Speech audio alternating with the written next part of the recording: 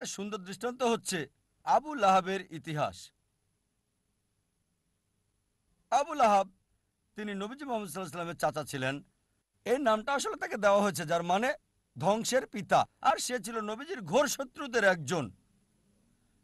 যখনই কাউকে দেখতো নবীজির সাথে কথা বলছে, সে অপেক্ষা করত। যখন নবীজি চলে যেতেন, লোকটির কাছে গিয়ে জিজ্ঞেস করত, নবীজি কি বলেছে? সে কি কালো বলেছে? এটা সাদা। সে কি দিন বলেছে? না, এটা রাত। সে নবীজির বিপরীত বলতো। নবীজির চিরশত্রুদের একজন ছিল সে। সে রাস্তায় চলতে চলতে অনেক সময় মিথ্যে কথা বলতো নবীজিকে ভুল প্রমাণ করার জন্য। আর পবিত্র কোরআনে একটা সূরাই আছে, সূরাটির নাম লাহাব, অধ্যায় ১১১, যা আমরা সবাই ভালোভাবে জানি। সালাত অনেকবার পড়া হয়, তাব্বাত ইয়াদা আবি লাহাব ওয়া তাব ইত্যাদি। এই সূরাতে উল্লেখ আছে যে আবু লাহাব এবং তার স্ত্রীকে দোজখের আগুনে পোড়ানো হবে। তার মানে কখনোই মুসলিম হবে না তারা, কখনোই ইসলাম গ্রহণ করবে না। এই সূরা নাজিল হয়েছিল আবু লাহাবের মৃত্যুর 10 বছর আগে। যখন এই সূরা নাজিল হলো, একটা কাজ আবু লাহাব করলে, ইসলাম গ্রহণ করলে কোরআন ভুল প্রমাণিত হয়ে যেত। অথচ তার অনেক সাহাবী আর বন্ধুরা সেই 10 বছরের সময় ইসলাম গ্রহণ করেছিল। আবু লাহাব পরবর্তীতে 10 বছর পর বদরের যুদ্ধে মারা গেল। 10 বছর সময় হাতে ছিল তখন। এই 10 বছরে নবীজি তাকে নিয়মিত আহ্বান করতেন ইসলাম গ্রহণ করতে, তাহলে কোরআন ভুল প্রমাণিত হতো। খুব সহজ বিষয় ছিল, শুধু বললেই হতো আমি একজন মুসলিম। এতটুকুই। মুসলিমের মতো তাকে আচরণ করতে হতো না, তাকে নামাজ পড়তে হতো না, শুধু বললেই হতো যে আমি মুসলিম, যথেষ্ট। কোরআন ভুল প্রমাণিত হয়ে যেত। সহজ বিষয়, খুবই সহজ। অনেক সময় নবীজির বিরুদ্ধে মিথ্যে বলেছে, আরেকবার বললেই তো হতো, কোরআন মিথ্যে প্রমাণিত হতো। কিন্তু সে পারে নাই, কারণ কোরআনের রচয়িতা সর্বশক্তিমান ঈশ্বর। তিনি জানেন যে আবু লাহাব ইসলাম গ্রহণ করবে না। ফলসিফিকেশন টেস্ট 10 বছর। আরো ফলসিফিকেশন টেস্ট আছে, অনেক অনেক আছে এখানে। এটা উল্লেখ আছে সূরা বাকারা অধ্যায় 2 আয়াত 94 ও 95। ইহুদিদের একটি দল ছিল যারা মুসলিমদের সাথে তর্ক করেছিল আর বলেছিল যে আখিরাতের ঘর আল্লাহর সাথে শুধুমাত্র আমাদের। তাই আল্লাহ বলছেন সূরা বাকারা অধ্যায় 2 আয়াত 94 ও 95, যদি তারা বলে যে আখিরাতের ঘর আল্লাহর সাথে শুধু তাদের জন্য, তাদেরকে বলো মৃত্যু কামনা করতে। যদি তোমরা বলো নিশ্চিতভাবে আখিরাতের ঘর তোমাদের, আখিরাত তোমাদের, তাহলে মৃত্যু কামনা করো। এই আয়াত আরো বলছে তারা কখনোই মৃত্যু কামনা করবে না, কখনোই না। একটা মাত্র কাজ ইহুদিদের করতে হতো, কোরআনকে ভুল প্রমাণ করার জন্য বলতে হতো আমি মরতে চাই। সহজ ছিল, মরার দরকার ছিল না। এমন না যে আত্মহত্যা করতে হবে, নিজেরা নিজেদের স্তব্ধ করবে। একটা বিষয় বললেই হতো আমি মরতে চাই। সহজ ছিল। কোরআনকে ভুল প্রমাণ করতে বলতে হতো আমি মরতে চাই। 3টি শব্দ কোরআন ভুল প্রমাণিত হয়ে যেত। আল্লাহ বলেছেন সূরা বাকারা অধ্যায় 2 আয়াত 95 ও 96, তারা কখনোই মৃত্যু কামনা করবে না, তাদেরকে যদি 1000 বছরও বাঁচতে দেওয়া হয়। সহজ ছিল, খুবই সহজ ছিল কোরআনকে ভুল প্রমাণ করা। এই দুটো ফলসিফিকেশন টেস্ট হলো অতীতের ফলসিফিকেশন টেস্ট। আমাকে বলতে পারেন ভাই জাকির, এখন কোরআনকে ভুল প্রমাণ করতে চাই, এখন কিভাবে করব? এখন কি এটা করা যাবে? হ্যাঁ, সবার জন্য সুযোগ আছে। আল্লাহ বলেন সূরা মাইদা অধ্যায় 5 আয়াত 82 যে বিশ্বাসীদের জন্য তাদের আপনজন হচ্ছে ওই সমস্ত লোক যারা বলে আমরা খ্রিস্টান, আর ঘোর শত্রু হলো ওই সকল লোক যারা বলে আমরা ইহুদি আর মূর্তি পূজারী। কোরআন বলছে বিশ্বাসীদের ঘোর শত্রু হচ্ছে ইহুদি আর মূর্তি পূজারীরা, আর বিশ্বাসীদের কাছে লোক যারা বলে আমরা খ্রিস্টান। সামগ্রিকভাবে কোরআন সামগ্রিকভাবে কথা বলছে। অনেক ইহুদি আছে যারা ইসলাম গ্রহণ করেছে, হয়তো অল্প কিছু ইহুদি যারা খ্রিস্টানের চেয়ে ভালো, তবে সামগ্রিকভাবে কোরআন বলছে ইহুদিরা হচ্ছে মুসলিমদের শত্রু সামগ্রিকভাবে, আর খ্রিস্টানরা কাছাকাছি। একমাত্র বিষয়, কোরআনকে ভুল প্রমাণ করার জন্য পৃথিবীর সব ইহুদিরা একত্রিত হয়ে যদি বলতে পারে, ঠিক আছে চলো আমরা মুসলিমদের প্রতি ভালো হয়ে যাই কয়েক বছরের জন্য, খ্রিস্টানদের চেয়ে ভালো হবে, কোরআন ভুল প্রমাণিত হবে, খুব সহজ। পৃথিবীর সব ইহুদিরা একত্রিত হয়ে যাক ৩-৪ বছরের জন্য, আর মুসলিমদের বন্ধু হয়ে যাক, তাহলে বলতে পারবে কোরআনের এই আয়াত সূরা মাইদা অধ্যায় ৫ আয়াত ৮২ ভুল। তারা এটা করবে না, এটা করতে পারবে না কখনোই। সহজ।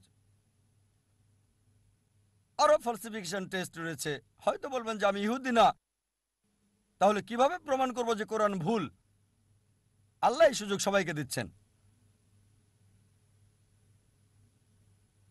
আল্লাহ পবিত্র কোরআনে বলেছেন সূরা ইসরা অধ্যায় ১৭ আয়াত ৮৮, তারা বলে সে এটা রচনা করেছে। চেষ্টা করো আরেকটা কোরআন তৈরি করো। তুমি মনে করো মানুষ রচনা করেছে? এর মধ্যে একটা কোরআন রচনা করো। চ্যালেঞ্জ দেওয়া হয়েছে সূরা তুর অধ্যায় ৫২ আয়াত ৩৪-এ। আল্লাহ তাআলা চ্যালেঞ্জ করেছেন যে এর মধ্যে একটা কোরআন রচনা করো। কখনোই তোমরা তা করতে পারবে না। এমনকি যদি সব জিন এবং মানুষ জাতি একত্রিত হয়, তারা কোরআনের মতো আরেকটা রচনা করতে পারবে না আল্লাহর সাহায্য ছাড়া। এটা একটা চ্যালেঞ্জ। আবার আল্লাহ এই চ্যালেঞ্জকে সহজ করে দিয়েছেন। আল্লাহ বলেন সূরা হুদ অধ্যায় ১১ আয়াত ১৩, তারা বলে সে এটা রচনা করেছে। ১০টা সূরা রচনা করো এর মতো করে। সম্পূর্ণ কোরআন না, এটা কঠিন। বাদ দেন এটা, ওই চ্যালেঞ্জটা কঠিন। 10টা সূরা রচনা করো কোরআনের মতো। যে কাউকে সাহায্যের জন্য ডাকো আল্লাহ ছাড়া, কখনো এটা তোমরা করতে পারবে না। আল্লাহ চ্যালেঞ্জটাকে আরো সহজ করে দিয়েছেন, খুবই সহজ। সূরা ইউনুস অধ্যায় ১০ আয়াত ৩৮, তারা বলে সে এটা রচনা করেছে। এর মতো একটা সূরা রচনা করো, একটা, পুরো কোরআন না, 10টা সূরা না, একটা সূরা এর মতো। সাহায্যের জন্য ডাকো তোমরা যাকে পছন্দ করো আল্লাহ ছাড়া, আর তোমরা তা পারবে না, কখনোই না, কখনোই পারবে না। এবার আল্লাহ চ্যালেঞ্জটাকে সহজ করে দিলেন। আল্লাহ বলেন সূরা বাকারা অধ্যায় ২ আয়াত ২৩ এবং ২৪-এ, আল্লাহ বলেন وإن كنتم في ريب مما نزلنا على عبدنا, যদি তোমরা সন্দেহ করো যা আমি নাজিল করেছি আমার বান্দার প্রতি সময়ে সময়ে, فأتوا بسورة من مثلي, একটা সূরা রচনা করো কিছুটা এর মতো করে। من مثلي, এটা মিসলি না, মিম মিসলি, মানে কিছুটা অনুরূপ, ঠিক কোরআনের মতো না। চেষ্টা করো, রচনা করো একটা সূরা কোরআনের মতো করে। من مثلي وادعوا شهداءكم من دون الله إن كنتم صادقين. আর সাহায্যের জন্য ডাকো তোমাদের যে কেউকে সাক্ষী রাখো আল্লাহ ছাড়া, যদি তোমরা সত্যবাদী হও। فإن لم تفعلوا তবে যদি তোমরা না পারো, ولن تفعلوا, নিশ্চিত যে তোমরা পারবে না, তাহলে ভয় করো সেই আগুনকে যার জ্বালানি হবে মানুষ ও পাথর। তোমরা তা করতে পারবে না এবং নিশ্চিত তোমরা তা করতে পারবে না। তাহলে ভয় করো সেই আগুনের যার জ্বালানি হবে মানুষ এবং পাথর। এটা হলো চ্যালেঞ্জ। চেষ্টা করে একটা সূরার কিছুটা মিল করে রচনা করো। হয়তো বলবেন সত্যি যদি এটা পরীক্ষা হয়ে থাকে তাহলে সূরাও রচনা করতে হবে আরবিতে। তাই বলবেন ভাই জাকির আমি আরবি জানি না, তাহলে কিভাবে পরীক্ষা অংশগ্রহণ করব?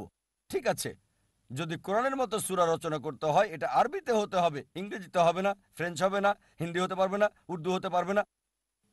অনেকে চেষ্টা করেছে, চেষ্টা করে নাই তা না, শত শত লোকজন চেষ্টা করেছে আর তারা চরমভাবে ব্যর্থ হয়েছে। তারা চেষ্টা করেছে তবে বাস্তবতা থেকে অনেক দূরে। অনেকে চেষ্টা করেছে, অনেকের কথায় বইয়ে উল্লেখ আছে, তবে তাদের সবাই চরমভাবে ব্যর্থ হয়েছে। এখন হয়তো বলবেন ভাই জাকির আমি আরবি জানি না, ইহুদিও না, কিভাবে আমি কোরআনকে ভুল প্রমাণ করব? অনেক ফালসিফিকেশন টেস্টে আছে। আর একটার কথা বলবো, সেটাতে সবার জন্য সুযোগ আছে। আলোচনা শুরু করেছি কোরআনের একটা আয়াত দিয়ে। সূরা নিসা অধ্যায় ৪ আয়াত ৮২-তে বলা হয়েছে أفلا يتدبرون القرآن ولو كان من عند غير الله لوجدوا فيه اختلافا كثيرا. তারা কি কোরআন নিয়ে ভাবে না আল্লাহ ছাড়া যদি অন্য কারো কাছ থেকে আসতো, অন্য কারো কাছ থেকে সর্বশক্তিমান ছাড়া, তাতে অনেক অসঙ্গতি পাওয়া যেত। তাই যদি কোরআনকে ভুল প্রমাণ করতে চান, একটা কাজে আপনাকে করতে হবে, একটা মাত্র অসঙ্গতি বের করে দেখাতে হবে।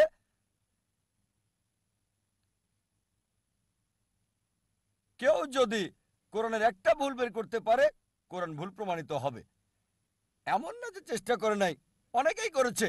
ইন্টারনেটে যান, দেখবেন হাজারটা কন্ট্রাডিকশন, কিন্তু সবগুলোই হয় প্রসঙ্গ ছাড়া, না হয় ভুল ব্যাখ্যা বা অযৌক্তিক।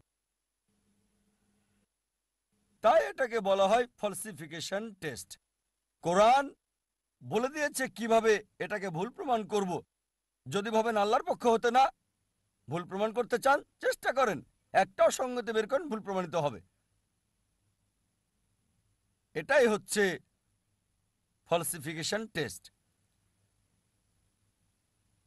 যে কোনো মানুষ যে আল্লাহকে বিশ্বাস করে অবশ্যই একমত হবে, যদি সে যুক্তিবাদী হয়। এই 1 ঘন্টায় আমি যা বলেছি সে মানবে যে কোরআন আল্লাহর বাণী। তাহলে যে ঈশ্বরে বিশ্বাস করে না তার ব্যাপারে কি হবে? যদি কেউ ঈশ্বরে বিশ্বাস নাই করে, তাহলে কোরআন আল্লাহর বাণী, এই প্রশ্নটা আসবে কি করে? সুতরাং আমরা অধিকাংশ বিষয়ে কথা বলছি, তারপরও একটা বৃহৎ অংশ আছে যারা নাস্তিক, যারা বিশ্বাস করে না আল্লাহকে। তাদের ব্যাপারে কি বলবেন?